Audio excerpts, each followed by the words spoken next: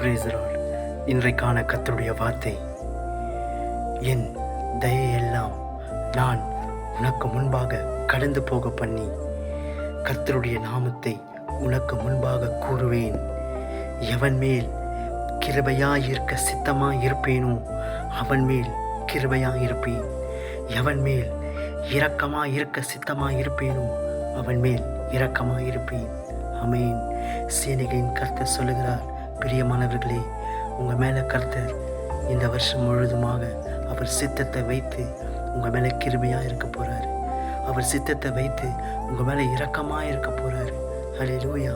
நீங்கள் போகிற இடமெல்லாம் உங்கள் தேவனாகிய கர்த்தர் உங்களோடு வந்து எல்லா காரியத்திலும் ஒரு கிருபை, எல்லா விஷயத்திலும் ஒரு இரக்கத்தை கர்த்தர் வைக்க போகிறாரு.